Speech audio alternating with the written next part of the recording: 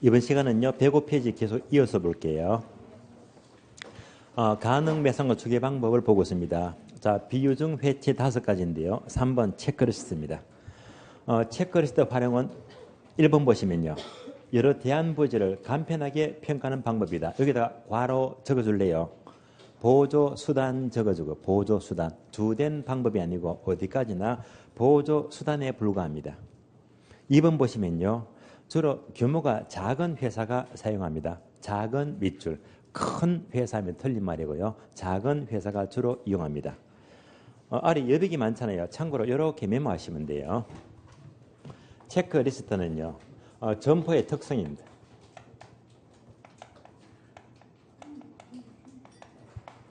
점포의 특성을 25개 항목으로 구분합니다.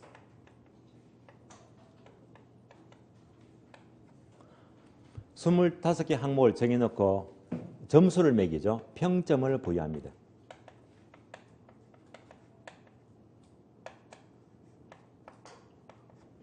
점수는요. 4점, 3점, 2점, 1점, 빵점 이렇게 되는 거예요. 우리나라의 경우에 수, 우, 미, 양, 가가 해당됩니다.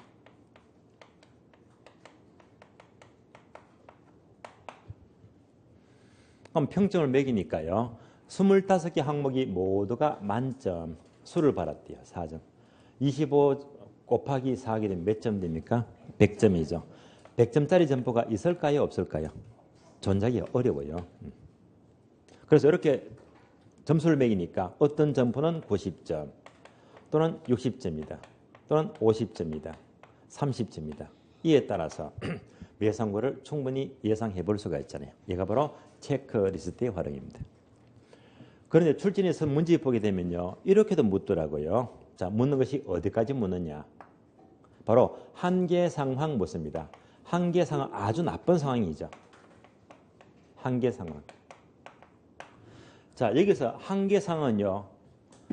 자, 수, 우, 미, 양, 가 중에서 수를 말해요? 우를 말해요? 미, 양, 가, 가를 말해요? 뭘 말할까요? 가 하시면 곤란합니다. 얘는 아니에요. 왜냐하면요. 25개 전부 다 빵점 맞았다. 점포가 0점이 돼요. 이런 점포도 없지 말입니다. 없어요. 자, 예를 들면요. 여러분 10월달 시험 치잖아요. 여러분 시험에서 한계상은 몇 점입니까? 60점. 예. 여러분 한계상은 60점이에요. 예. 만약 60점에서 단 1점만 모자라도요. 1년 고생해야 됩니다. 예. 예. 그러니까 한계상은요. 60점이 되고. 수단과 방법을 가르쳐 무조건 이거 넘어가야 됩니다. 아시겠어요? 무조건 넘어가야 된다. 예. 한계상은 60점입니다. 여러분 시험요. 빵점 맞기가 쉽다 어렵다. 빵점 맞기가요. 수석만큼 어려워요. 빵점 절대 안 납니다. 아시겠어요? 무슨 줄 빵점이 나와. 예. 예. 예. 그러니까 빵점이 아니라 한계상 60점이고 여기서는요. 가는 절대 아니지. 그래서 출신에서 문제 보게 되면 한계상은 양이다. 양도 아니고요. 한계상은 미가 됩니다. 미가 돼요. 한번 볼까요? 25개 항목이 전부 다 2점 맞았대요. 점수가 몇 점? 50점.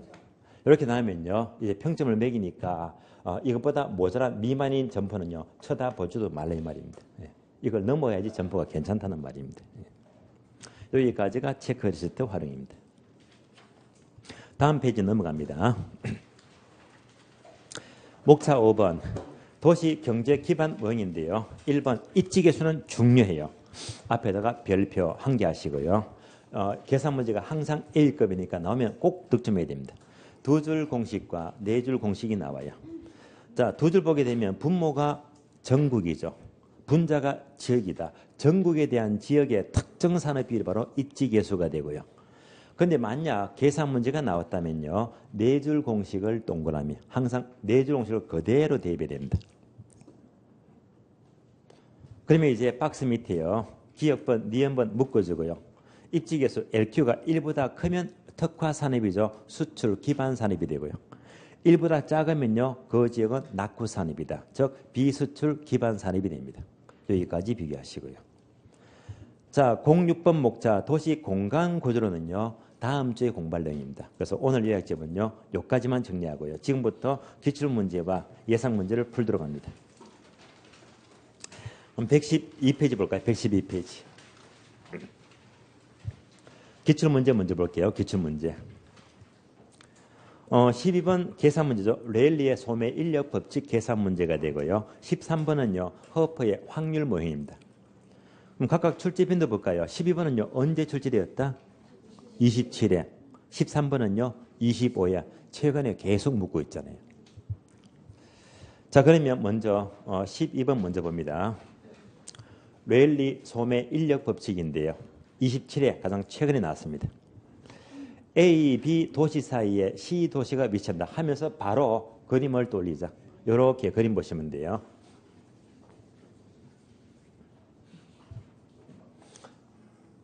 A 도시와 B 도시 사이에 C가 있습니다.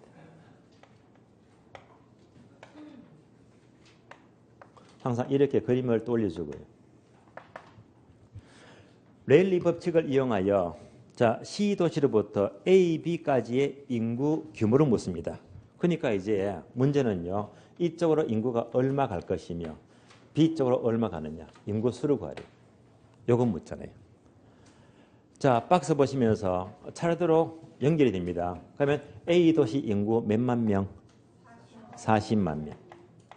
다음에 B 도시 인구 몇만 명? 10만 명요. C 도시 몇만 명? 5만 명. 다음에 A까지 거리 몇 킬로? 10킬로요. B까지 거리 몇 킬로? 5킬로. 이렇게 나오잖아요. 바로 공식 돌리자. 공식은요. 인구수 나누기 거리의 제곱입니다.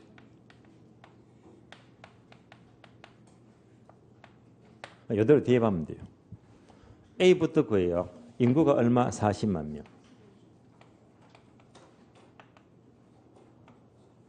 거리의 제곱이죠. 10의 제곱하면 돼요. 얼마가 나온다? 4,000명. 다음에 B도시 구하자. 인구수 얼마? 10만 명. 거리의 제곱이죠. 5의 제곱입니다.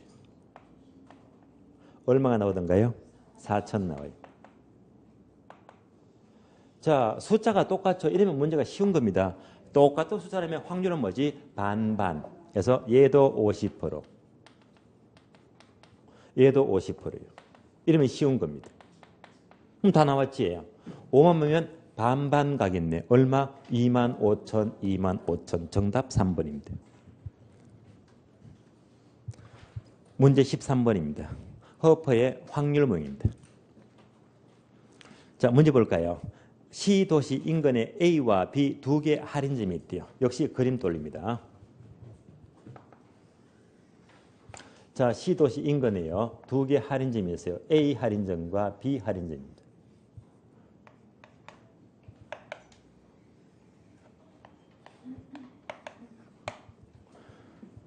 허퍼의 모형을 적용할 경우에 B 할인점의 이용객 수를 묻죠.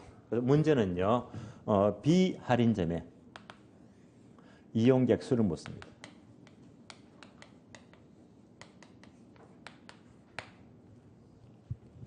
그러면 그림 보고 불러주세요. A 매장은 면적 얼마? 5,000여. 거리가 몇 킬로예요? 10킬로. B는 면적 얼마? 2만. 몇 킬로? 20킬로요. C는 인구 몇만 명? 30만 명. 그림 보았고요. 반드시 이 문제는요. 물음표 다음에 괄호 단서에서 반드시 두 개를 찾아야 됩니다. 두 개. 항상 두 개가 논점이에요. 괄호 보시면요. 자, 거리의 마찰 계수가 얼마? 2. 마찰 계수가 2가 나왔고요. 다음에 도시 인구의 60%가 할인점을 이용한다. 꼭 기억합니다. 60%가 할인점 이용한대요. 그러면 60%니까 곱하기 0.6 하면 되겠네요. 이거 꼭 기억하세요. 항상 얘가 안 빠져요. 몇만 명? 18만 명이 할인점 이용한대 말입니다. 끝났습니다. 공식 돌리자. 공식은요. 분자가 매장 면적이죠. 분모가 거리의 공간 마찰 계수인데 얘가 2라고 하니까 몇 성? 그대로 2성 하면 돼요. 그러면서 뭘 묻죠? 비할인점의 이결수 얼마가 이용하느냐. 그대로 공식 대입합니다. A부터 구해요. 면적 5천입니다. 거리의 제곱이죠. 10의 제곱. 얼마 나와요? 50. 다음에 B 구합니다. 면적 얼마? 2만. 거리의 제곱이잖아요. 20의 제곱. 얼마가 나올까요? 50이 나와요. 이렇게 숫자가 똑같으면 문제가 쉬운 겁니다. 똑같은 숫자는 뭐? 반반. 50%, 50%래요. 문제는요. B 하는 점으로니까 B가 얼마 간다? 50%가 간다. 곱하기 얼마? 0.5. 50% 곱해주면 돼. 18만 명이죠. 반이 얼마? 9만 명입니다. 정답 9만 명이요. 정답 3번입니다. 다음 페이지 봅니다. 15번입니다. 상점은 입지 특성과 구매 습관에서 분류가 된다. 이와 관련한 설명으로서 옳은 것은 묻습니다. 옳은 것은 1번요. 집심성 점포는 같은 업종의 점포가 서로 모여 입지해야 유리한 유형의 점포이다. 같은 업종에 서로 모이면요. 집심성이 아니고 집재성. 대표 예부로 가구점을 들 수 있죠. 집재성 점포 틀렸습니다.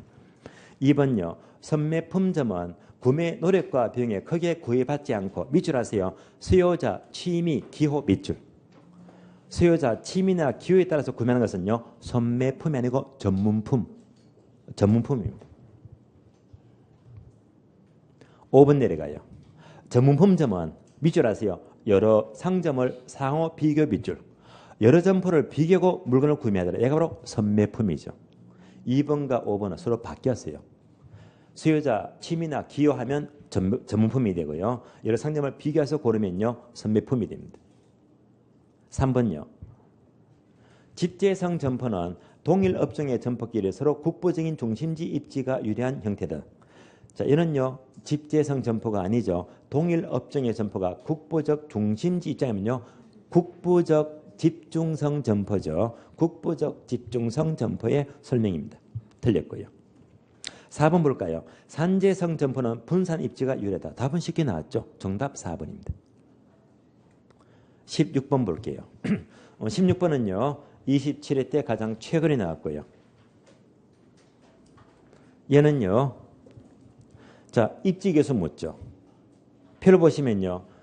A, B, C, D 4개 도시가 나요. A도 구하고 B도 구하고 C도 구하고 D도 4개를 모두 구하라.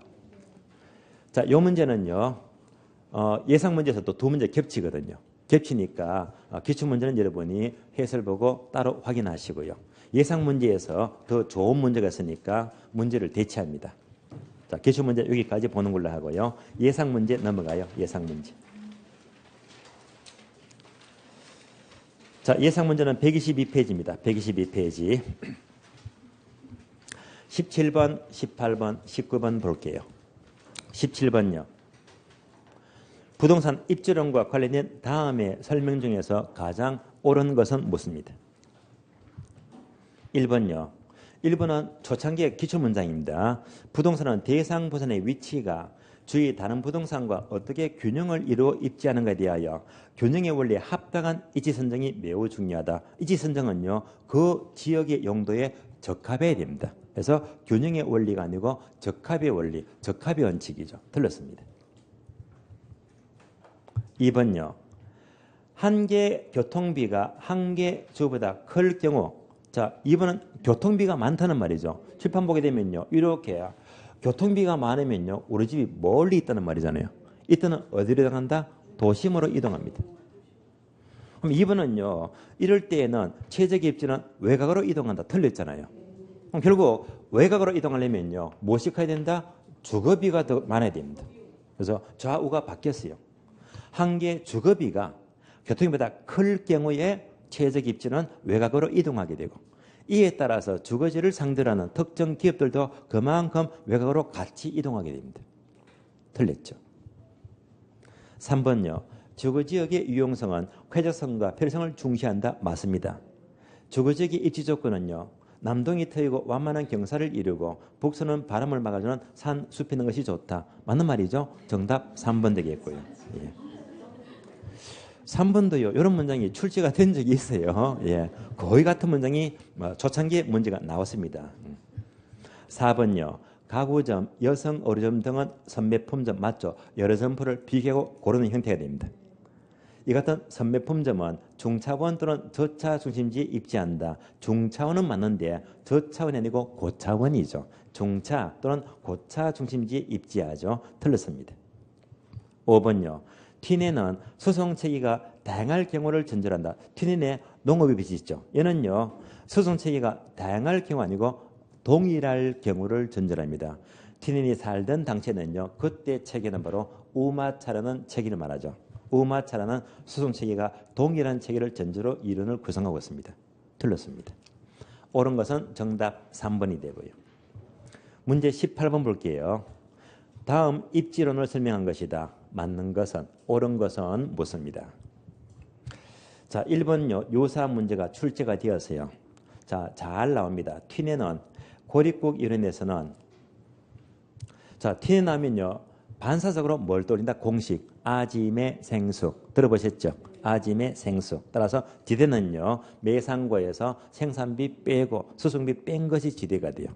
따라서 토지역의 양태는 경작 농산물의 생산비에서 결정된다. 아니죠. 수송비를 뺀 것이 지대니까 생산비 틀렸고 수송비에 의해서 결정이 됩니다. 틀린 지문. 2번요. 크리스탈러의 중심지 이론은 자, 요거잖아요. 고차, 중차, 저차, 중심지를 말이에요. 따라서 두 번째 줄 보시면요. 고차 중심지와 저차 중심지로 구분된다. 맞습니다. 고차 중심지일수록 저차보다 중심지 간 거리가 더 멀고 규모도 크고 다양한 기능을 가진다. 맞습니다. 정답 2번이 옳은 지문이고요. 3번요. 얘는 지문 한 2번 나왔어요. 몇 번 나왔습니다. 레일리의 소매 인력 법칙에서 두 도시의 상거래 흡인력은 인구에 비례하죠.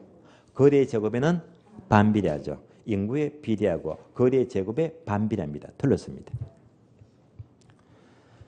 4번 기출문장입니다. 베버의 최소 비용이론은 산업 입지에서 가장 중요한 것은 수송비, 임금, 집정력이 세 가지가 있는데 그중에서 집정력이 가장 중요하다가 아니고 수송비를 중시하죠. 집적력 틀렸고 수송비를 중시합니다. 5번도요. 기출문장 한 번 나왔습니다. 허퍼의 중심지 이론은 소비자는 가장 가까운 곳에서 상품을 선택하려는 기능이 있으므로 적당한 거리에 고차 중심지가 있게 되면 인근의 저차 중심지는 선택합니까? 지나칩니까? 지나친다고 했죠. 선택 틀렸죠? X입니다. 옳은 것은 정답 2번 되겠고요. 19번입니다. 다음 공장 부지의 입지 요인에 대한 설명으로서 틀린 것은 자, 얘는요. 공장 부지하면 이거잖아요. 보정시 시장 입지, 국감은 원래 입지, 뚫으시면 주로 많이 못 씁니다. 그러면요. 5번 문제 봐요. 중량 정가산업 보정시 하면 시장이죠. 정가산업이나 제품의 부패가 심하면 시장 입지 보정시 맞잖아요. 1번 올라가요. 중량 감소산업 국감원 나오죠. 감소산업이나 부패하기 쉬운 원료는요. 원료 지향형 입지 맞는 말입니다. 다음에 4번요. 국지 원료를 많이 쓰는 공장은요. 국감원 원료 입지 맞죠? O입니다. 2번요. 의류 산업이나 신발 산업과 같은 저임금 지역은 노동장 입지가 된다. 맞죠? 3번 베버의 원료 지수가 1보다 크면 시장 입지가 아니고 원료 지향형 입지가 돼요. 원료 입지죠. 틀린 답 3번 틀렸습니다. 다음 페이지 넘어갑니다. 22번과 24번 볼게요. 22번 다음 상업 입지에 대한 설명으로 옳지 않는 것은 틀린 것은 무엇입니다. 1번요. 크리스탈러의 중심지론에서 전제 조건은 동질 공간의 평야, 동일한 교통수단의 이용, 운송비는 거리에 비례하고 동일한 기호 구매를 갖춘 인구의 균등 분포를 전제로 하고 있다. 조건 맞습니다. O입니다. 2번요. 레일리의 소매 인력 법칙에서 만약 A 도시가 B보다 크다면 상권의 경우는 B 쪽으로 가깝다. 맞습니까? B 가깝다. 맞죠? 이런 질문 2번 나왔고요. O입니다.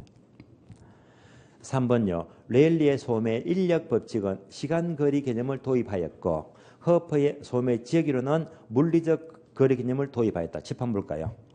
레일리의 소매 인력 법칙은요. 이때 이 거리가 무슨 거리? 직선 거리. 얘가 바로 물리적 거리가 돼요. 물리적 거리. 이를 보완해서 허퍼의 이 거리는요. 시간 거리. 따라서 3번은요. 단어가 서로 바뀌었습니다. 레일리 소매 인력 법칙이 바로 물리적 거리를 도입하였고 직선 거리. 허퍼의 확률 모형이 바로 시간 거리 개념을 도입하였습니다. 바뀐 지문이죠. 정답 3번 틀렸습니다. 4번요. 네일선의 소매 입지로는 소매 점퍼의 8가지 원칙을 지시하고 있는데 그중에서 양립성을 가장 강조한다. 맞죠? 5번요. 크리스탈레의 중심지론에서 중심지의 성립 조건은 최소 요구치, 요구 동그라미, 요거는 언제나 커야 돼요? 작아야 돼요? 작아야 되니까 제바의 돌려범위 4 이상 되면 맞는 말이죠. 틀린 것은 3번 틀렸습니다. 24번 볼게요. 다음 보기의 내용은 중심지에 대한 설명이다. 틀린 것은 요거 묻죠. 중심지. 고차, 중차, 저차 묻습니다. 고차는 뭘 돌린다? 서울시청, 서울 전역을 상대로 하고 규모가 크죠. 다양한 기능을 수행합니다. 저차는요. 동네 동사무소. 동네가 작으니까 규모가 작다. 거리가 짧아요. 단순 기능이다. 올라갈수록 숫자가 적어진다. 요거 묻는 것이 박스 많은 지문들입니다. 틀린 것 찾아볼까요? 기억번. 고차 중심지의 배워지는 저차보다 규모가 넓다. 맞는 말이죠. 니은번요. 중심지 간의 거리는 고차 중심지가 멀다 가깝다. 멀다. 저차는 가깝다. 바뀌었죠? X. 디귿번. 고차 중심지는 다양한 기능. 저차 중심지는 단순 기능을 수행한다. 맞죠? O입니다. 리얼번요. 중차 중심지가 포용하는 저차 중심지 수는 고차로 올라가서 숫자가 많아집니까? 적어집니까? 적어지니까 분포도가 줄어든다. 그죠? 그래서 늘어난다. 틀렸고 줄어듭니다. 적어집니다. X.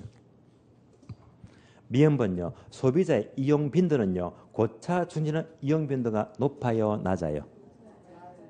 낮죠. 자, 얘가 시청이니까 여러분 시청 자주 갑니까? 안 가잖아요. 1년에 한 번 갈까 말까? 동사무소는 자주 가죠. 따라서 고차는 빈도가 낮아요. 저차 순위는 빈도가 높아요. 따라서 틀렸고. B번. 교통이 발달하는 만큼 상대적으로 저차 순위는 쇠퇴하면서 고차 순위가 발달한다. 맞는 말이죠? O입니다. C번요. 중심지수가 많아지는 만큼 중심 사이의 거리는 좁아진다. 맞는 말이죠. 자, 틀린 것은요. 니은번. 리얼번과 미음번이죠. 정답 3번 됩니다. 3번요. 다음 페이지 볼게요. 26번과 28번입니다. 자, 26번은 요거예요. 레일리의 소매 인력 법칙이 되고요. 28번은요. 허퍼의 확률 모형입니다. 올해 시험은요. 둘 다 원리가 비슷한데 얘는 훨씬 더 쉬워요.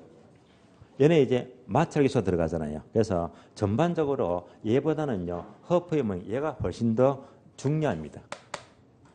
그러면 이제 26번은요. 앞에서 문제를 풀어봤으니까 여러분들이 그대로 확인하시면 돼요. 확인하시고요. 28번이 비중이 더 중요하니까 28번 반복되지만 한 번 더 풀어봅니다. 28번요. 도시 인근에 A와 B 두 개의 할인점이 있다 하면 요거는 그대로잖아요. 도시 근처에 A 할인점, B 할인점이 있대요. 다 지우고.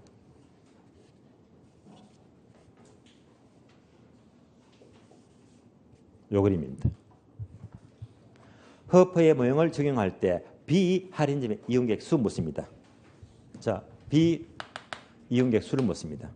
그림 보고 불러줄래요? A 면적 얼마? 2,700요. 거리가 몇 킬로? 3킬로. B는 면적 얼마요? 5,000. 거리는요? 5킬로. 자, 도시 인구 얼마? 10만 명이요. 분석 끝났고. 자, 괄호는 항상 두 개 포인트. 괄호 봅니다. 공간 마찰계수가 2가 나왔죠. 하면 마찰계수가 2가 나오니까 뭐한다? 2성. 이어서 도시 인구의 몇 프로? 70%가 할인점 이용한대요. 이거 놓치지 마시고요. 몇 프로가 이용한다? 70%. 곱하기 0.7이 됩니다.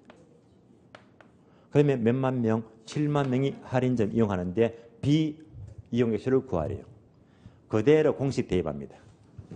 A는 면적 얼마? 2,700. 거리의 제곱이죠. 3의 제곱이 돼요. 암산 안 돼요? 300. 다음에 B는요. 면적 얼마? 5,000. 5의 제곱이죠. 그러면 이제 계산기 뜯어야 되겠죠. 200 나옵니까? 200. 300 나왔어요.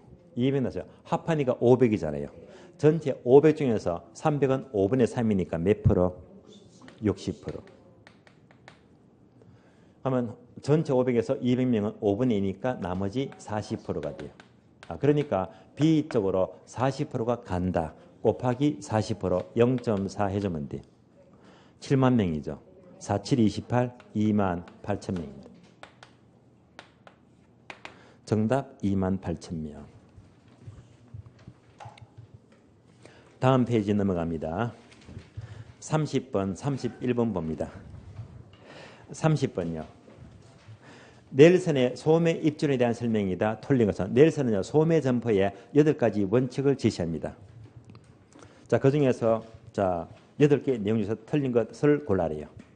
1번 집중흡인력 맞습니다. 집중흡인력에다가 별도로 이꼴 적어줄래요. 집재성 점포 적어주고 집재성 점포. 예를 들면요. 가구점입니다. 가구점은요. 동일 점포가 끼리끼리 모여 있잖아요. 이런 것도 따져봐라는 말이 됩니다. 2번요. 최대 경합성 틀렸습니다. 최대 경합성이 아니고 최소 경합성. 최소. 그러면 최소 경합성은요. 바로 경합성은 경쟁을 말이에요. 경쟁은 최소화돼야 됩니다. 이꼴 적어줄래요. 산재성 점포. 예컨대 동네 슈퍼 있죠. 편의점, 미장은 전부 다 분산이 있지 흩어질수록 유리하겠죠. 왜? 경쟁이 최소화돼야 됩니다. 따라서 최대 경합성 틀렸고 최소 경합성입니다. 3번 양리성은요.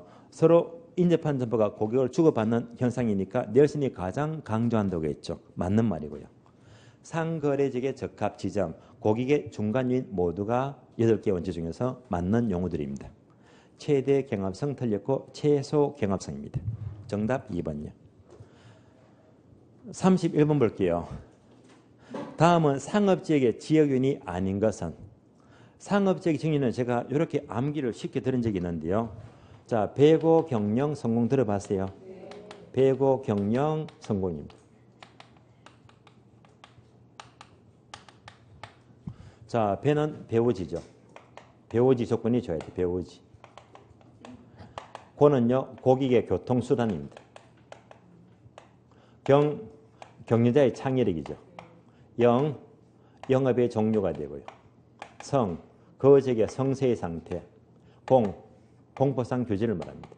배고 경영 성공 6가지는 말이에요. 배고 경영 성공은 우리 시험은요 4번 나왔거든요. 자, 그러면 배고 경영 성공하니까 3번, 4번 배고 나오죠. 배우지가 나옵니다. 3번 고객의 교통수단 나오잖아요. 경영 2번 보니까 영업의 종류가 나와요. 다음에 5번요. 성세의 상태가 나와요. 따라서 틀린 답은요. 1번 틀렸는데요. 노동력 확보의 난이도는요. 상업지역이 아니고 공업지역이 있죠. 공업지역의 지역율입니다. 정답 1번 틀렸고요. 33번 봅니다. 다음은 산재성 점포에 대한 설명으로 옳은 것은 산재성 점포가 뭘 말하죠? 분산입지. 분산입지 내용을 찾으면 되겠습니다. 1번 배우지 중심지에 위치하면 유리한 형태로서 예를 들면 백화점, 귀금속점, 영화관, 의료점은요. 산재성이 아니고 집심성 점포죠. 따라서 해당 안 됩니다. 집심성 점포가 되고요. 2번요. 은행, 보험회사, 서점 등이 대표적인 예로서 동일 업종의 점포가 한 곳에 모여 입지하면요. 산재성이 아니고 집재성 점포죠. 집재성 점포 해당 안 됩니다. 3번요. 잡화점, 어물전, 관공서 등의 점포로서 서로 분산 입지가 이르다. 거의 맞는데요. 얘가 틀렸습니다. 잡화점과 어물전은 맞지만 관공서는요. 집재성 점포가 돼요. 이리끼리 모이잖아요. 그래서 광수를 빼야지 맞는 말입니다. 따라서 틀렸고요. 4번요. 동일 업종의 점포끼리 국부적 중심지 입지하는데 예를 들면 농기구점, 석재점, 청호소 등은요. 국부적 집중성 점포죠. 국부적 집중성 점포니까 산재성 해당되지가 않습니다. 5번 볼까요? 시장이 넓고 탄력성이 큰 경우에 산재성 점포가 된다. 이 말은 뭐냐면요. 자, 좁고 작으면 집심 입지, 지지지 들어봤죠? 그러면 좁고 작으면 집심 입지고 지어자가 안 들어가요. 넓고 크면 분산 입지, 산재성 맞습니다. 따라서 정답 5번이 되는 거예요.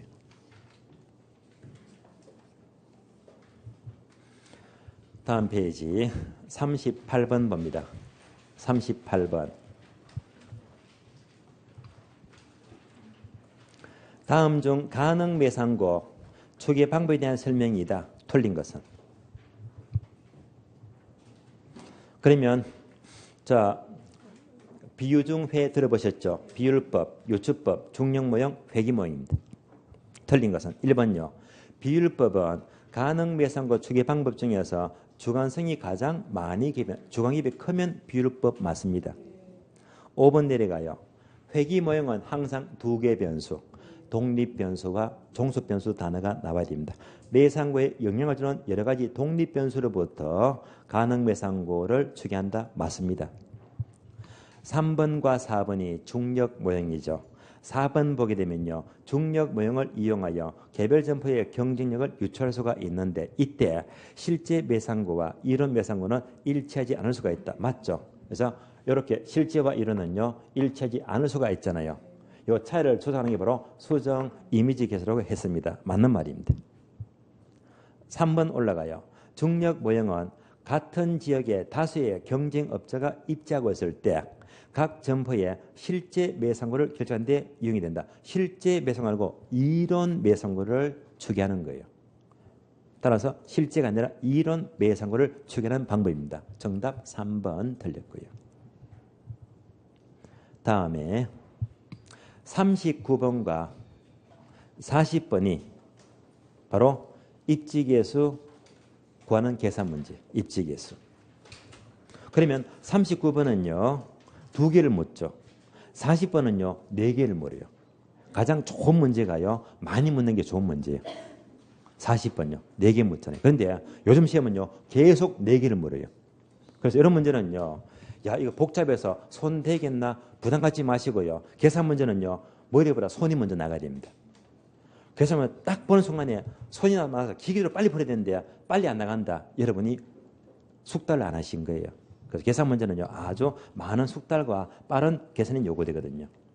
40번은요. 참고로 예상 문제라기보다는요. 이 문제가 기출 문제로 기억납니다. 그래서 몇 해 때인가는 확인 못했지만은요. 가장 최근에 이 문제가 그대로 나온 적이 있어요. 기출 문제.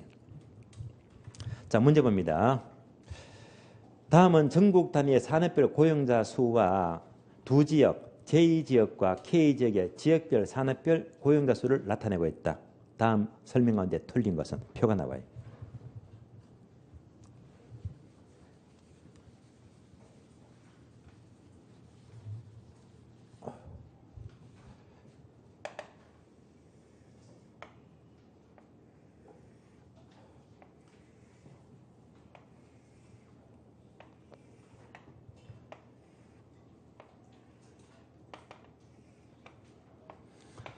자, 전국이 나와요. 제2지역입니다. K지역이에요. 전자산업이 있고요. 정유산업이 있습니다. 그리고 전체산업입니다. 자, 숫자 좀 불러줄래요? 전국은 얼마? 10? 50? 뭐 잘못됐어요? 50, 30, 100, 35, 40, 10, 20, 40. 표가 나왔습니다. 그럼 먼저 공식 돌립니다. 자, 입직에서는 항상 LQ는요, 4줄 공식이다. 자, 분모가 전국 아시죠? 분자가 직이잖아요. 그러면 거의 다 떠올린 거예요. 전국이 되고요. 다음에 지역이 됩니다. 그러면 전국은 총고용 인구가 되고요. 전국의 특정 산업의 고용 인구. 다시 지역의 총고용 인구. 지역의 특정 산업의 고용 인구가 돼요. 그래서 분모가 전국이 되고 분자가 직이 되니까 이 표를 딱 보는 순간 전국 나왔죠. 뭘 말하지? 분모. J지역과 K지역은 직이잖아요. 그러니까 얘가 바로 분자를 말해요. 바로 분자 분모 구분합니다. 그러면 첫 번째 1번 지문은요. J지역의 전자산업을 물어요. J지역의 전자산업의 입지교수를 물어요. 2번은요. K지역의 전자산업을 물어요. K지역의 전자산업이다. 3번은요. J지역의 정유산업을 물어요.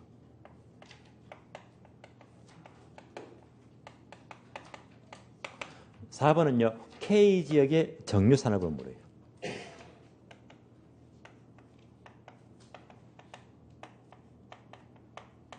그래서 최근 문제는 계속 입지교수를 항상 4개를 물어요. 그럼 지금부터 공식부터 4줄 공식을 완성시켜 줍니다. 공식부터 만들어주면 돼요.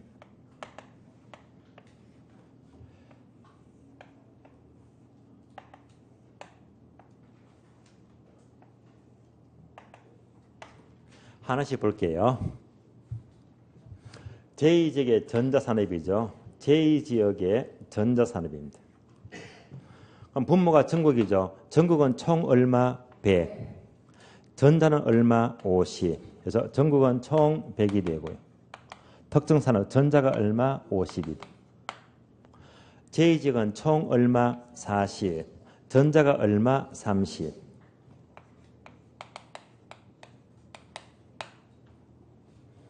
다음에 K지역이 전자예요.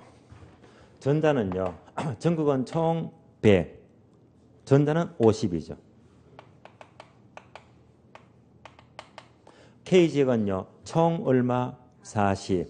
전자가 얼마? 10.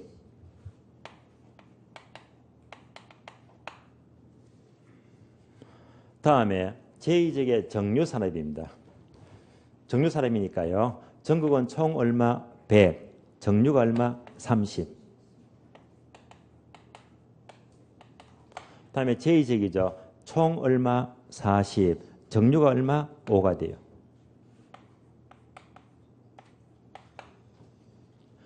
다음에 K지역의 정유입니다. 전국은 총 얼마? 100. 정유가 30. K지역은 총 얼마? 40. 정유가 20입니다. 가장 빠르게 4종씩 완성시켜주고요. 계산합니다. 약분하면 4분의 3. 약분하면 2분의 1. 얘가 분모가 되죠. 4가 되고요. 분자는 6이 되고요. 암산한대요.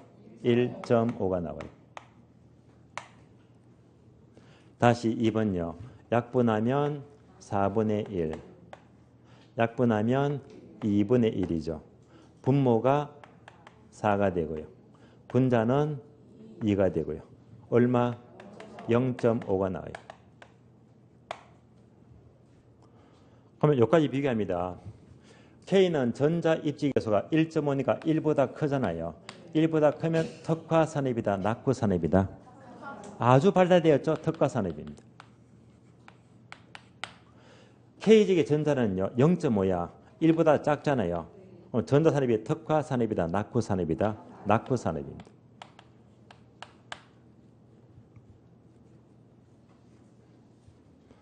자, 이어서 계산합니다. 약분하면 10분의 3. 약분하면 8분의 1이죠. 분모가 3, 8이 24. 분모는 10이 되고요. 요거 계산하면 약 얼마가 된다? 0.42가 나와요. 다음에 K직의 정류산업입니다. 약분하면 2분의 1이고요. 약분하면 10분의 3입니다. 분모가 얼마? 6. 분자는 10이 돼요. 계산하면 약 1.67이 나와요. 다시 정유산업 얘는요. 1보다 작으니까 특화산업이다, 낙후산업이다, 낙후산업이다. 얘는 1보다 크잖아요. 그러니까 어떤 산업? 특화산업이죠. 다 풀었습니다. 따라서 1번부터 볼게요. 1번 제2지역의 전자산업의 LQ는 1.5다. 5 맞습니다.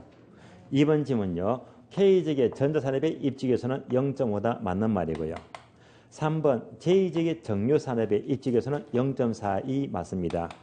4번 K지역의 정유산업의 입지교수는 1.67 맞습니다. 5번입니다. 장래에서 전자산업이 좀 나왔잖아요. 전자산업. 전자산업은요.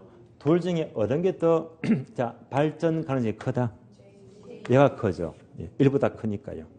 따라서 전자산업이 경쟁력 있는 산업이면 K지역이 발전 가능성이 크다? 아니죠. J지역이죠.